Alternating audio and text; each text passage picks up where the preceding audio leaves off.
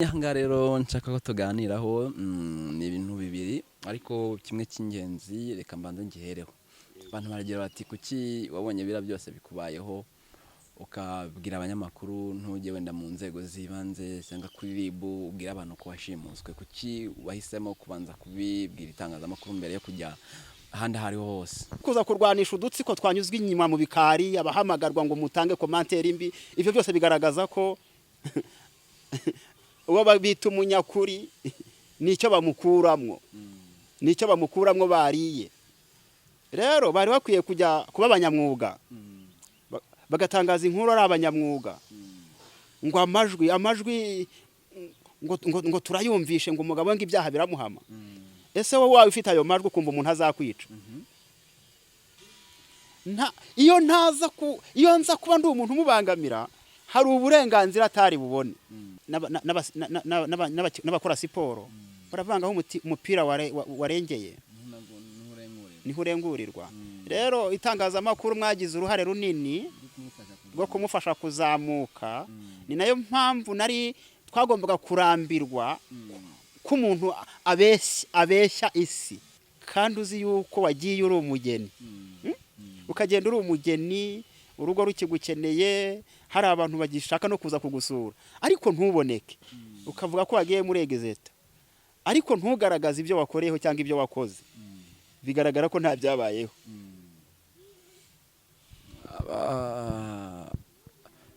Azari wemera cyangwa se wegeze ubona ibimenyetso ko Esther akigera ahangaha umuryango wanyu utamwishimiye wenda ukagira ukundi wa mukavaringa ariko ibyo bintu bikabaho? Siko mbibona, ntabwo nundi wundi ntabwo ari uko abibona cyangwa se hari ubyumva uko abishaka kubyumva. Abantu twumva bitandukanye. Ntabwo njye ariko nkibona, impamvu hatari ko nkibona. Yaje ndumva yarasibiye gatatu. Arwana na sister wari urimo kumufasha imirimo mu rugo. Yego. Bigaragare yaje mu ntego. Ndazimeze neza, nizere ko muri amahoro nta kibazo na kimwe gihari. Natwe turakomeye turashima Imana. Ndi Albert Niyonsaba kuri screen zanyu. Murabona umupapa ntago ari ubwa mbere mubonye, nifuje kongera kuganira nawe. Ubwashize twaganiriye nawe, ngira ngo naganiriye nawe ikiganiro cya mbere twakigiranye mu karere ka Kayonza. Tuza kuzamukana agera i Kigali, ahari nyine niho namusanze, niho tugiye kuganirira. Abantu benshi nagiye mbona batera amabuye mu buryo butandukanye, yaba bayanteye, abayateye umugabo ndetse n'ibindi byinshi cyane. Uyu munsi rero nk'uko nababwiye ko twavanye mu karere ka Kayonza, nongeye ndamusorane uko ubuzima bumeze muri rusange. Papa uraho neza? Muraho. Murakomeye? Turashima Imana. Makuru y'iminsi? Naya. Nibwo aba ari ibintu bitoroshye ariko turaho. Agatege karaje? Kagomba kuza ibintu byose umuntu agerageza kubyakira. Byose umuntu agomba kugerageza kubyakira uko byagenda kose. Ikintu cyanzanye aha rero nshaka ko tuganiraho ni ibintu bibiri ariko kimwe cy'ingenzi reka mbanze ngihereho. Abantu baragira bati kuki wabonye bira byose bikubayeho ukabwira abanyamakuru ntujye wenda mu nzego zibanze cyangwa kuri RIB ubwira abantu ko washimuswe, kuki wahisemo kubanza kubibwira itangazamakuru mbere yo kujya ahandi hariho hose? Rero itangazamakuru niryo ryabaye nk'irimfasha cyane kugira ngo n'umuryango wanjye ube wamenya ahantu ndi, kuko kenshi na kenshi n'umuryango wanjye warampize urambura. No muri RIB namenye ko bagezemo. Rero ntabwo nari guhita niyambaza inzego nda ahantu ntari iwacu nta muntu mpazi. Ariko ubundi niho bigana biragana kugana inzego. Ego. Kugana inzego. Ntabwo utekereza ko wenda kuba waratubwiye ntujye mu itangazamakuru, ntujye kuri RIB ngo donke nk'uko nawe mbikubwiye, bishobora kukugiraho ingaruka imwe mu buryo bumwe cyangwa se ubundi? Icyo kiganiro ngitangaza ubwa mbere narabibabwiye nti ngiye kumena amabanga y'abantu barenze umwe, nubwo ntakunze kubavuga amazina. Navuze nti ingaruka zose zindi birashobora ko namara kubitangaza nkapfa ariko kuri kwagiye hanze. Ibyo narabivuze. Rero ntabwo ndimo nivuguruza ku byo navuze oya ahubwo ndashaka kugira ngo niho mbishimangire kuko hari n'ibindi byinshi bigenda biza uko bigenda biza rero ndagira ngo abantu bazamenye ukuri kw'ibyo ndimo mvuga simbabwiye ngo bahite bagushaka akanya bakubone ariko bitinde kuzajya ahagaragara yego nta bundi buryo ikibazo cyawe na Esther cyari gukemukamo wenda yaba nubwo nari nkubwiye ngo kukugiraho ingaruka bashobora kukugenda cyangwa akakurega bakavuga bati bino bintu wavuze waramusebeje se kuko ngiye nkwakira nakubwiye yuko kino kiganiro ugiye kukimpa ariko bishobora kuzaba ngombwa ko wifuza ko kivaho kandi sinzabigukundira sinabikubwiye warabimbwiye hari n'uwo twaganiriye tumaze kuganira ndamubwira nti nimba koko umuntu avuga ko yahohotewe guhera kera hari urwego yaba yaraganye mu gihe yahohoterwaga nimba ntarwo yaganye bivuye ko iryo hohoterwa ritabayeho cyokoze ari ibyo nawe rero kuko utazigana inzego zibishinzwe nko muri RIB ubwo twavuga ko utashimuswe sicyo bivuze kuko niba umuntu abuze agashakishwa ntaboneke aho abonekeye agatanga ibyamubayeho ntabwo wavuze ngo nuko bitabaye cyokoze abantu dufite uko twumva bitandukanye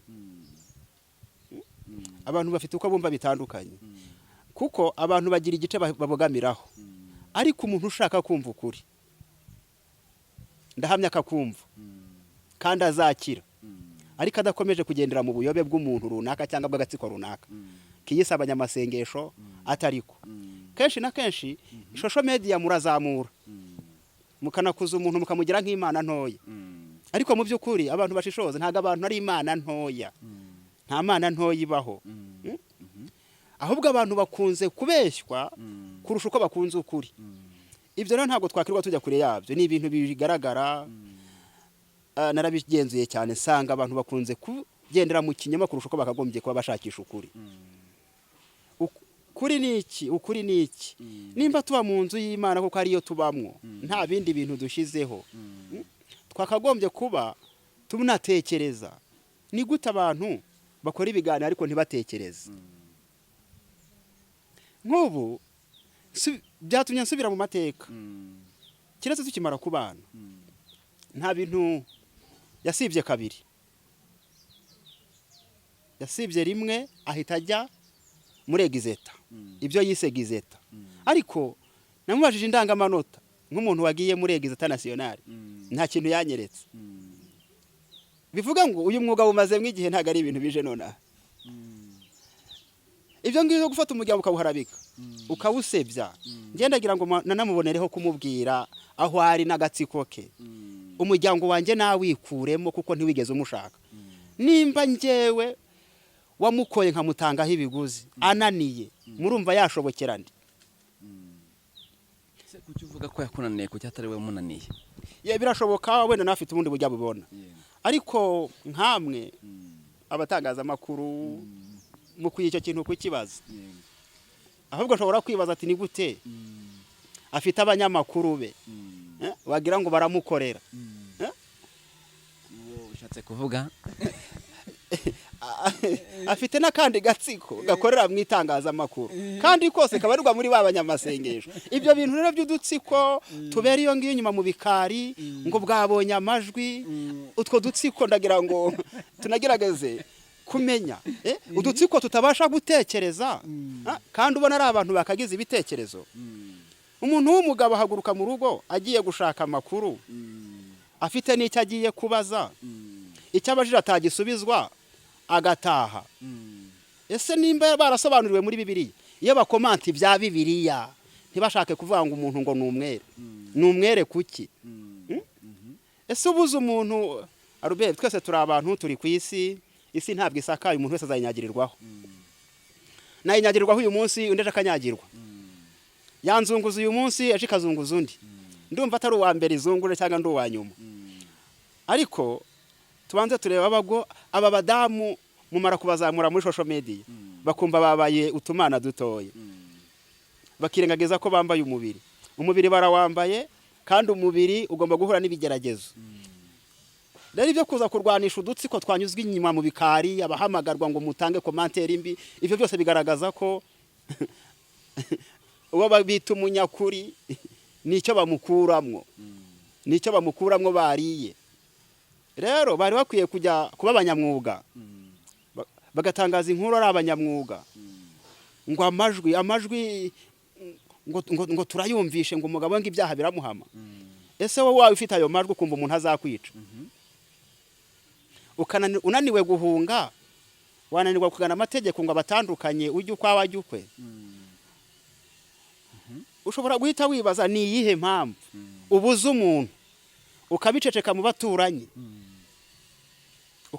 baturanyi, n'umuryango we ntuwumenyeshe, ugafata decision yo kwimuka. Nimba mwitangazamakuru navuga ngo mwese muragiye mu bakozi ba Kirezi, ntago ndi bujye kure yabyo. Kubera iki? Wagombye kubutangaza ati wabuze umuntu, nimba mutari mubanye neza ariko wamubuze ukabimenyesha n'abaturanyi.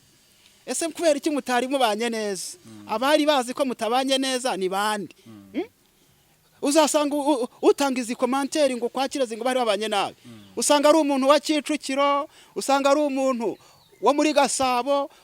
Njyewe ntabwo ntuye mu ijuru kandi aho ntuye nturanye n'abantu. Uwo muntu uzi ko umugabo wa Kirezi batabanye neza ni ukubera iki ari umuntu wa kure? Kubera iki ari umuntu wo hirya kure ntabasha no kumenya? Ni gute abo banyamakuru bagenda bagiye gushaka inkuru yo kubaza ati ibintu bikuvugwaho ni ukuri? Ese azari yareka nkumaze ikibazo. Wazanye Esther uzi kari imfubyi? Yego. Muzana uzi kari imfubyi wari umufite yiye ntego? Njyewe mu buzima bwanjye nkunda abana, nkunda n'imfubyi. Na niyi saha ni ikintu nkunda bugarukaho. Mbyiruka ngiye numvaga nzashinga ikigo cy'urubyiruko cy'imfubyi. Kandi ndagira ngo niyo ntego nkubwira ko ntarayitezukaho nubwo bimeze gutya, ntabwo ndatesuka ku ntego nari mfite. Iyo nza kuba ndi umuntu mubangamira, hari uburenganzira atari bubone. Kuba arimo agaragara muri social media, nabanza avuga ngo support za mbere nazikuye kugira ngo ngaragare muri social media. Mbere yuko agaragara muri social media, ahandi yagendaga mu nsengero, support yazikuraga. Nimushishoza muzasanga nta kazi k'amaboko, nta company runaka, nta ni kazi ko mu rugo yigeze akora. Izo support zindi zimujyana mu murimo w'ivuga butumwa zavaga. Nukuvuga ni wowe wazimufashagamo niba mbyumva neza? Yego, kuko nakubwiye ko njyewe musaba dukora mariage nakoze kuri kote zombi. Nkora mu mpande za Esther yambwiye ko nta na nyirasenge agira, nkora no mu ruhande rwanjye. Mutangaho imitungo, muha n'uburenganzira busesuye. Ariko nanone kumutanga imitungo ntago byabivuze ko uzamutwara uko wishakiye. Ntago ari cyo byari bivuze, kuko ntago namutwara uko nishakiye, ntago ivuga butumwa yakoze ari nge yavugaga Imana. Iyo za ko ndi umutwara uko yishakiye, yagombye ko ari nge agenda yamamaza. Ariko nukurikirana kenshi aho yagiye yanyura, ntago yigeze avuga ngo azari yantumye. Ahubwo iteka ikintu yo cyabaye ku muntu, akaba yagaragazaga ishusho atararimo, agerageza kudefanda ya shusho yahozemo. Rero nimba bavuga ngo kera ngo naramutotezaga, abantu babizi hagati aha duturanye ni bande? Ntabo. Nimba ntabahari babo duturanye, bivuga ko ibyo bintu ntabiriho. Ese ko watoteza umuntu udafite? Nimba umuntu ahora mu ngendo za buri munsi, ingendo zimwe na zimwe utazizi, izindi ukazimenya, igihe kikanajyana ntagire izakubwira. Uwo muntu waba umutoteza ntumutotereza aho, ahubwo ubaye uri umuntu uzi gutoteza koko, ntago wakamutoteje kubera ko yagiye ahantu ntakubwire. Rero dukwiye gusesengura, tukanasenga nimba koko twita abakozi b'Imana turi bo. Kuko hari ababwirwa ibintu bakabitwara uko babibwiwe. nimba ari abanyamasengesho mbone no kubwira aba bantu barimo bamukorera bakora mu itangazamakuru ryo mwiyobokamana nibafata ibihe basenge niba nta kintu babashije kumenya bigaragare ko basenga Imana nk'iyarimo gusenga bigaragare ko barimo basenga Imana nk'iyarimo asenga bivuga ngo nako gatsiko nyine gakorana na za mbaraga. Ese ubundi hari abantu bavuga ngo ako gatsiko bakorana na za mbaraga, nagiye mbona muri komanteri bamwe bavuga ngo bariho abandi bitsine bike, ubundi watangiye kumenya ko gatsiko kaba gahari ryari ko gakora gafite izindi mbaraga ryari, hari umuntu byumva akumva ni ibintu bidashoboka. Natangiye kubimenya twari turwaje umwana nibwo nabimenye, umwana wanjye ataza gupfa sinari bubimenye. Uhera icyo gihe ngenda mbona ibintu bidasanzwe, ahubwo naho umwana apfiriye nabonye ko ari umuntu udafatanyije mu kababaro, kuko ntabwo waba ubyize ibyago uwo musangiye umuntu ngo akubuze ikintu ngo ukirengeho. Ni ibiki wamubujije harya? Yirukankiye mu itangazamakuru kandi nari mubujije. Ejo ajya mu itangazamakuru ntabwo yigeze ahagarara, bigaragare hari ko yishimiraga intsinzi y'icyo yaragezeho. Ubundi si impamvu we watumaga umubuza kujya mu itangazamakuru mwaraye mushyinguye yari iyihe nyamukuru? Wowe impamvu nyamukuru wari ufite yari iyihe? Njye numva nta nkuru nziza yo gutangaza igihe umuntu ari mu byago, kuko ntago abantu bose bagize ibyago birukanyira mu itangazamakuru. Kuko nimba hari byagomba kujya gutangaza ku muryango, yagomba kubanza kubivugana n'uwo bafatanyije kuyobora umuryango. Igihe agiye asa nko gufosinga ukamubuza ntiyumve, ntashake kukumva, bivuga ngo hari abandi yumvira. Icyo cyatumye kingaragariza ko afite uburyo bumwe cyangwa ubundi bw'icyo agendereye. Icyo yari agendereye rero ni iki? Bigaragare iyo umuntu yamaze kugera hariya si we wa mbere bibayeho, hari n'abandi benshi. Hari abagiye batabagabo n'ingo n'abana. Ejo bundi hari umugabo wampamagaye atuye i Kabuga, ariko mbwa ati ibyo bintu byambayeho natwe abantu baje kubwiriza iwacu bafite imyuka mibi, basa n'abanjyana umugore. Bamujyanye ndakomeza ndasenga ati nanubu ntaraza neza, ati natwe duhindura uburiri, ariko simbyemere kubera ndagenda ndasenga, ariko izo mbaraga zo ziriho. Ambwira n'abantu bamwe na bamwe ngo bazikoresha hano mu Rwanda, ariko izo mbaraga zo ziriho, ariko wenda ngiye kubera narahura nazo kubyemera no kubyumva birangora. Biragoye kugira ngo ubyumve, ariko ntabwo wagira ibyago ngo uhite ukurikizaho gushaka kwisenyera ngo uvuge ngo nta kintu kibyihishe inyuma cyangwa nta zindi mbaraga zirimo.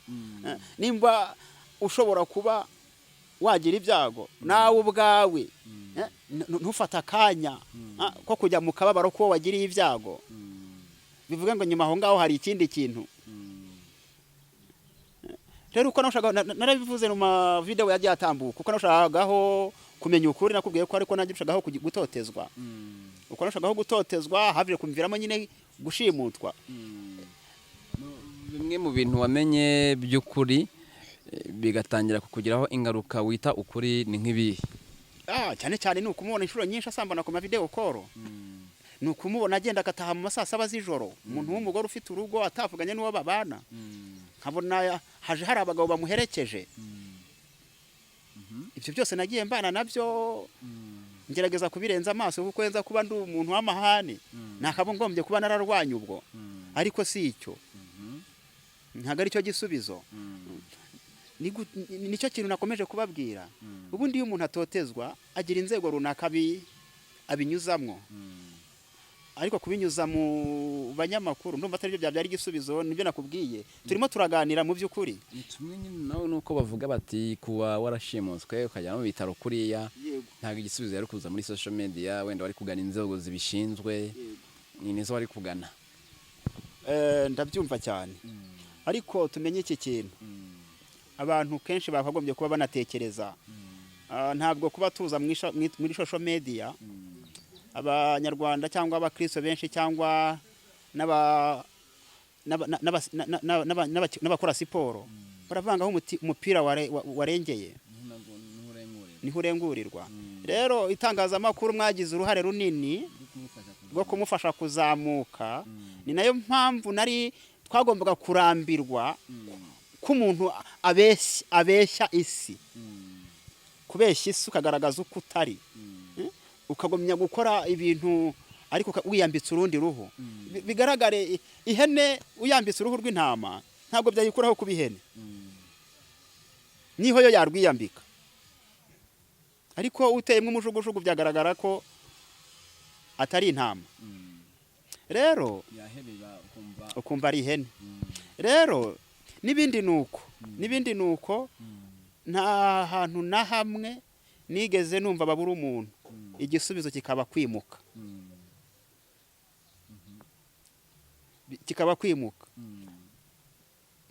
nta muntu n'uyu n'umwe mu Rwanda ushobora kugira ikibazo ntagane urwego runaka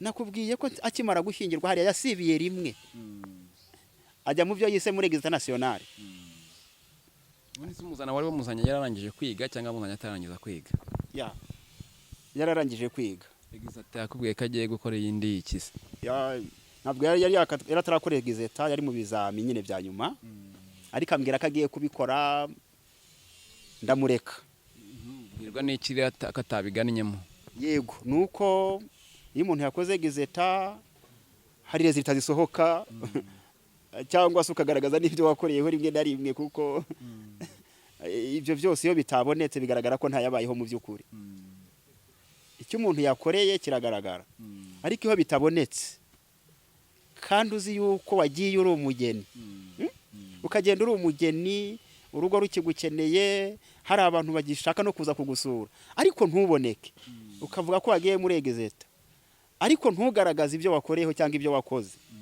bigaragara ko nta byabayeho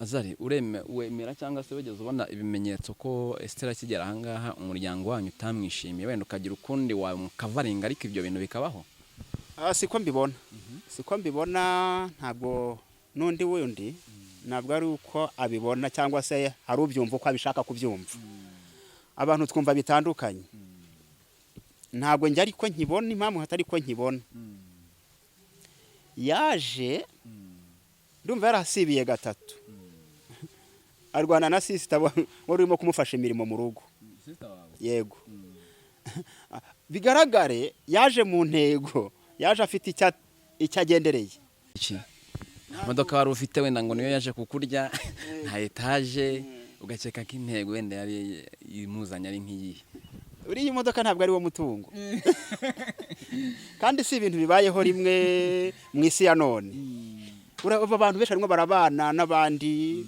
ariko target ari umutungo ahubwo nabinyuze mu bundi buryo yemererwa n'amategeko umutungo awubone naho ibyo kumenya kuzenguruka ngo mwitangazamakuru nta gisubizo cyo kirimo ahubwo nagana amategeko ibyo ashaka kubona abibone ari nayo ntego yo gushimutwa yagira ngo arebe ko yakibukana imitungo yose wenyine nta muntu umukomye ariko Imana ituye mu ijuru izi ukuri izi n'uwirwanira izi nuko irwana urugamba umuntu yagezemo rero ntabwo navuga ngo nta kindi we yaje afite intego kuko iyo umuntu afite intego natangiye kubyanariza vuba ubona ko umuntu niba umuntu adashaka kubaka n'imirimo yo mu rugo ntibimureba rero nibwo natangiye kubibona nta ruhare rw'ibyo mu rugo rumureba bigaragara ikirere bigaragaza ko afite target yo kwitwa umuntu waho ariko atari uwaho afite ikindi kintu agendereye rero inama nziza namugira nagana amategeko ibintu mbimuhe nimba ari byo ashaka ariko ibyo kwirwa azenguruka avuga umuryango ntabwo umuryango wamushatse nta nubwo yabanaga nawe kuva ari wamushatse ntashakwe n'umuryango niyo mpamvu wari ufite kumukavarenga nyine ukamurinda umuryango niba ubona batumvikanye icyo nicyo nakoze ariko kugikorera umuntu ufite ikindi kintu yishyizemo byagorana kumukavaringa kugira ngo bibe ko wamukavaringa burundu hari ibimenyetso byageze bibaho ko ukabona ko Esther akusuzuguye kandi ku buryo bugaragara ni byinshi cyane kubera iki rero njyewe ndi umupapa wirereye abana umugore ahora mu ngendo nzi koza abana banjye nari mbizi abana banjye ninjye babasubirishaga mu masomo nyina yabaga yaraye naho ntazi kubera ingendo za buri munsi rero ibyo ntabwo nakirirwa mbivuga ni ibintu byinshi muri iyi myaka 10 tumaranye muziho ibintu byinshi ariko kumenya ikintu ntabwo bivuga ngo umuntu ajye kugasoza avuza induru sicyo bivuze kuko kuvuza induru nabwo sicyo gisubizo ahubwo icyo bivuze ni iki nimba ari ngewe wamwishakiye nkamusaba nkamukwa nta ruhari rwe na ruto yafitemo nuko wafite target y'icyagendereye ibyo nakoze ntabwo abibona ahubwo abirenza amaso kubera ko afite intego abirenza amaso kubera ko afite intego mu byukuri ugasanga ibyo mu rugo ntibimureba ntashaka kugira ikintu cyo mu rugo kimureba ahubwo no guvyuka gakaraba kagenda icyo nta gisubizo kirimo uwo ntago ari umuntu ushaka kubaka Salomo yaravuze ngo umupfapfa asenya urugo rwe ariko umunyabwenge yubaka urugo rwe rero ntabwo nakirirwa mbijyaho ngo mvuge ibintu byinshi iyo umuntu ashaka gusenyera muri hagasenya ushobora kubaka umuntu akaza agahirika ukubaka umuntu akaza agahirika icyo gihe ubona ko uwo muntu mutari mu ntego imwe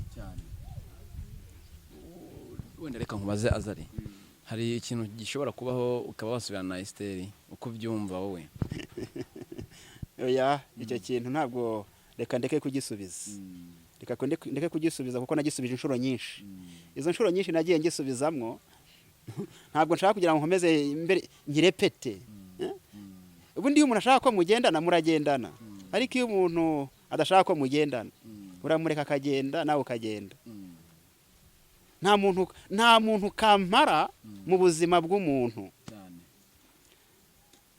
ntabwo navuga ngo aragiye ngo mvuge ngo ni ibintu byacitse ntabwo navuga ngo aragiye ngiye ukwanjye kuko njyewe ntabwo maze imyaka 10 icyo kintu naragisubije nimba tumaranye imyaka 10 njyewe munyitegereje mwandi umwana w'imyaka 10 hari imyaka nabayeho mbere yayo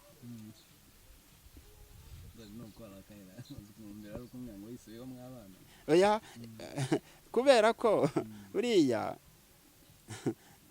abacumugani mu kinyarwanda ngo iyo amazi akubwiye ngo winyuhagira uyasubiza ko nta mbyiro ufite rero social media yabonye ko ari igomba kunsimbura Azari wegeze ubwira umugore ko ibyo yubatse mu ivugabutumwa uzabisenya mu munota umwe iryo jambo urabimubwiye akaba ariyo mpamvu yaguteye kuza muri social media bimwe mu byo uvuga ngo wanabihimbye iryo jambo hari ryo wabwiye madamu icyo ntabwo ari cyo impamvu atari cyo erega tuge tubanza turebe kandi tunatekereze aho kugira ngo dutekereze ibara ry'ubururu tuge tubanza dutekereze n'inyuma y'ubururu iryo nimba tugiye gufata ngo kujya muri social media icyo ni ikintu gitoya ntabwo navuga ngo ni ikintu kinini cyane kuko social media ni umuntu yijyamo ntabwo umuntu atabayeho yayizamo kuko byagenda kose hari n'ikiza Esteri yagukoreye mu buzima nubwo bimeze bityo si cyo mvuze nakubwiye nabinyujije aho nandi kuvuga nyine urabona n'umuntu mwabanye nkuko nabibabwiye mu kwezi kwa kabiri unzanira umbwira uko bimeze nkakubwira nti rero buriya ushobora kubimbwira bikazaba ngombwa ko musubirana warabimbwiye sinzi ko byakoroha ari umugabo umwe ngo yafashe umugore we ari gusambana arangije kumufata umugabo nyine ariyerurutsa aramubwira ngo aramubabariye ariko muri kwa kumufata yafashe ifoto aryamanye na wa mugabo ayifashe agenda printing igifoto kinini agishyira ku gikuta nyine cyaho baryama umugore akaza haryamye iminsi 3 ahita yirukana nayo icyo nakubwiraga rero habayeho gusubirana warambo ibintu wavuze nge naravuze nti ntago wavuga ibintu ku muntu nka biriya ngo mubane munabanye ntago mwaba mubanye umwe muri mwe yaba afite n'ubundi ntego itari nziza kuri mugenzi wiwe niyo mpamvu nanivuze ngo hari ibyiza yakoze bari kwirengagiza ukavuga ati no muntu hari ibyiza yankoreye cyangwa hari ibyo yamariye kamenetse gushyira bino bintu gutya dutandukanye wenda ntavuze bino bintu uwo twaganira mubwiye nti bibaye ari ugusebanya nk'uko bamwe muri mwebwe babyita. Mwiyobokamana tuzi ko umugore n'umugabo ari umuntu umwe.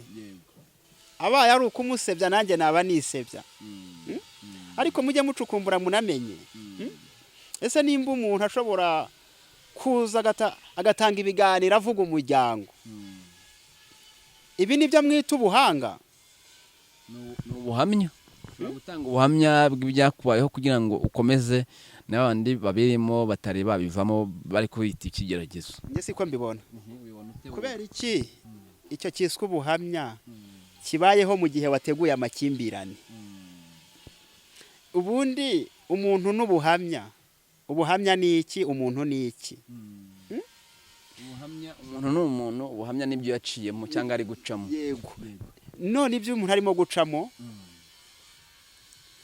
musesengura cyangwa mugira ubuhanga ki kugira ngo mumenye ko uyu muntu koko iki kintu yakinyuzemo, mubyakira uko abibabwiye? Yego. Mukajyaho mugapromotinga. Nicyo mukwiye gukora ubusesenguzi bwanyu.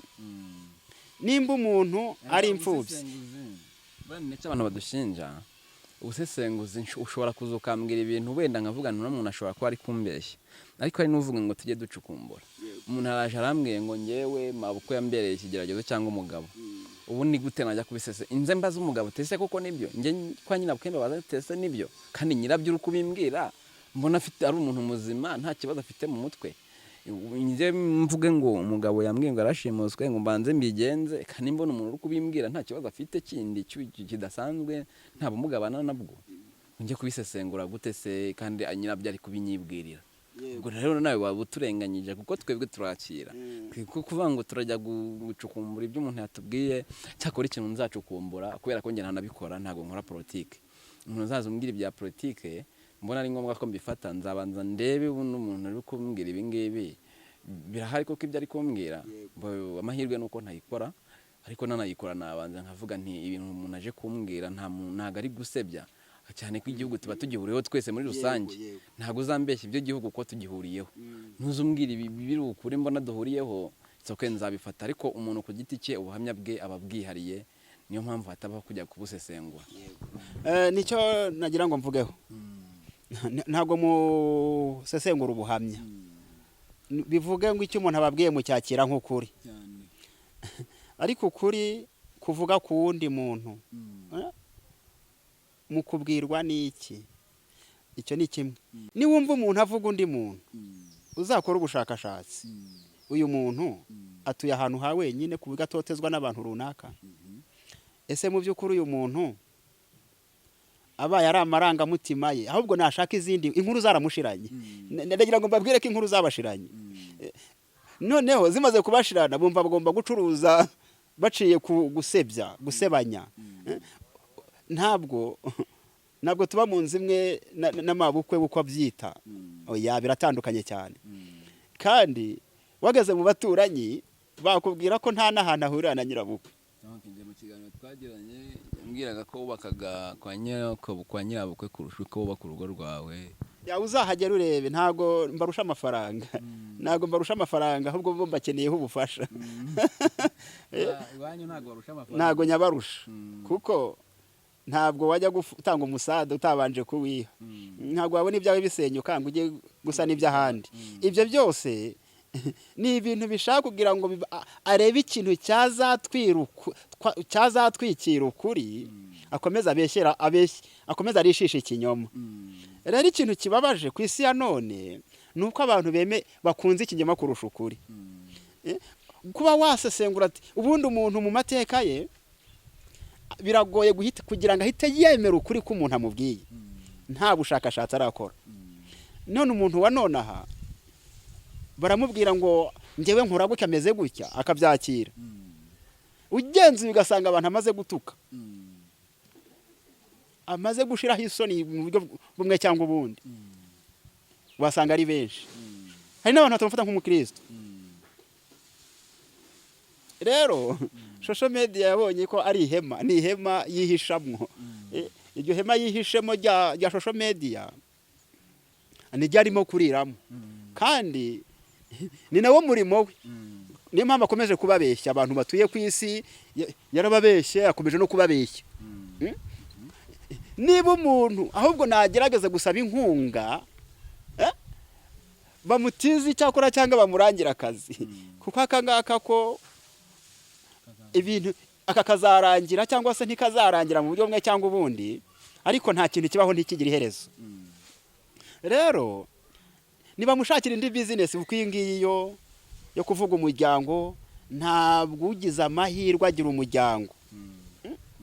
Ugize amahirwe agira umuryango, ariko igihe we utabaye umwana wari uje nk'umwana, nta n'uwagufata nk'umwana igihe utabashije nawe kubanza kwimenya ngo nanjye mvuga ati ngewe ndi umwana ngomba kwitwara ku muvyeyi gutya. Rero kenshi turavuga bikarangirira mu kuvuga, ariko mu by'ukuri wenda ibi bintu mubimenye mu myaka 3 cyangwa 4, ariko ntabwo tumaranye iyo myaka. Rero abantu mwari mukwiye gusesengura n'ibyo nkubwira, nabari abagenda bagiye kubaza ikintu ntibakibaze, biga gutekereza. Babyiga nimba batari babifite, bamenye. Hari bamwe na bamwe bakeya ukuri bamaze kukumenya, ariko ni bake. Ariko bari badashaka gutekereza ngo bamenye ukuri, ntabwo nabwo wabibabuza, kuko akagatsiko ni kanini, ni agatimu kanini, kandi ntaga karimwe wenyine. Abakarimo rero bagomba kumufasha kugira ngo ibintu byabo bose bitajya hanze, ariko bice bishyire kera. Nimba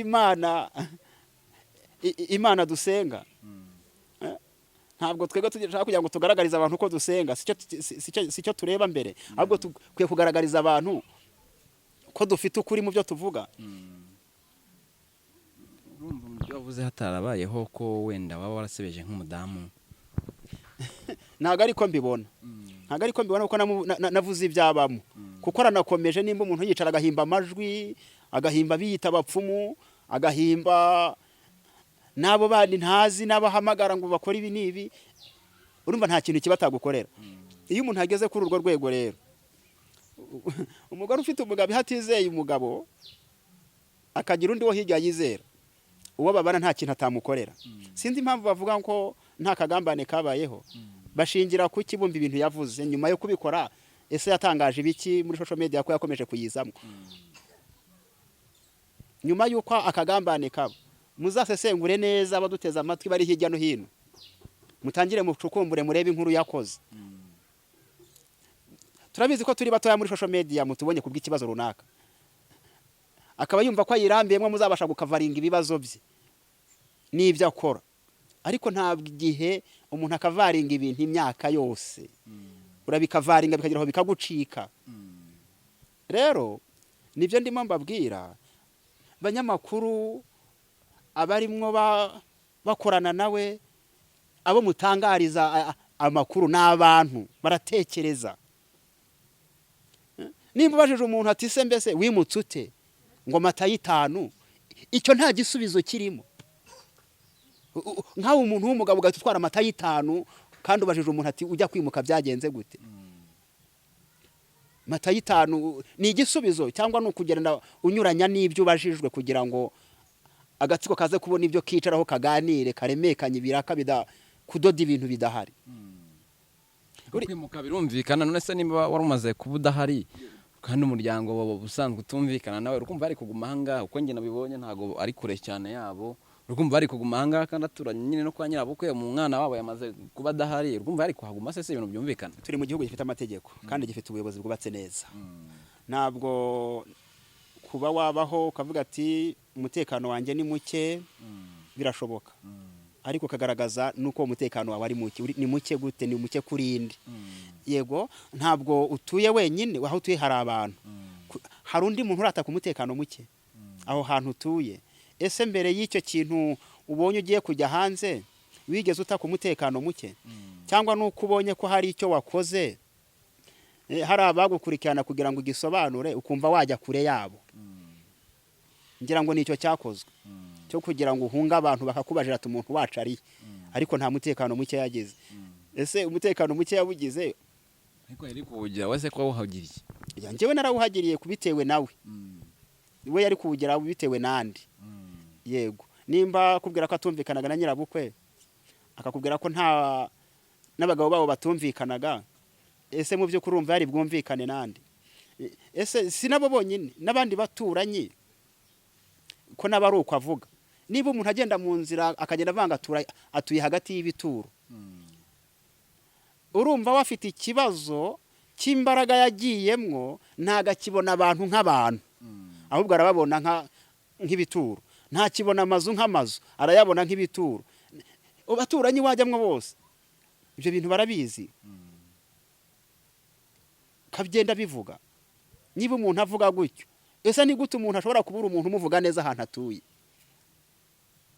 nimba ari umunyakuri koko ikindi nibyo nababwiye ni gute umuntu ataha ahantu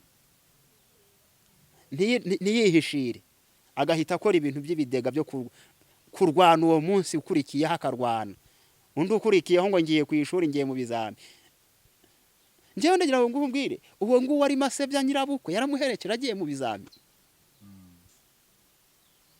yaramuherekeje nta n'igihe atamuherekeje ariko kuremekanya gutunga gushaka kujya ku binyoma kurisha ibinyoma nk'uko Gahini byagenze.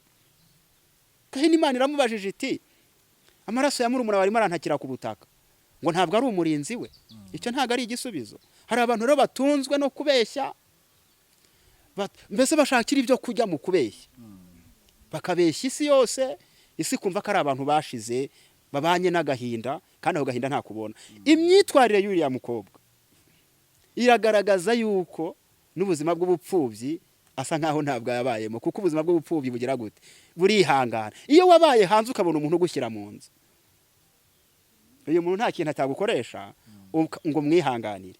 Ahubwo tubanze turebe social media yaramukujije arenga gukura, arumva ari cyo gisubizo. Kandi ikintu cyose kigira iherezo, nta kintu kitagira iherezo. Rero nabwo nakirirwa mvuga ibintu byinshi ngo musubize nkuko amfundikanye ngo nshaka abantu nkuko arimo yiruka nkashaka abantu. Ariko ukuri nubwo kwagenda mu nzira igororotse kukagenda nk'ukuri, amaherezo kugeraho kugomba kugera kukitangaza ko kwahageza ari ukuri.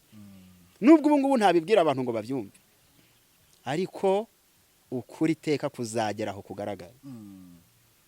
Wagerageza kujya mu nzego zibishinzwe nibyo ndimo gukora. Yego. Muhigo uzatangamo n'icyuko washimuswe. Rero dukwiye kubanza kumenya, tukamenya icyo umuntu avuze, tukagihuza n'icyo twumvishe, tugahuza icyo twumvishe n'icyavuye mu wo twabajije. Twamara kubihuza tugashaka ukuri. Nimba wirengagije gushaka ukuri kandi wari ugiye kukugeraho ntako wabona. Ni kubiharanya Gasani. Bacira ndagushimiye cyane, Imana iguhe umugisha. Yego namwe murakoze cyane.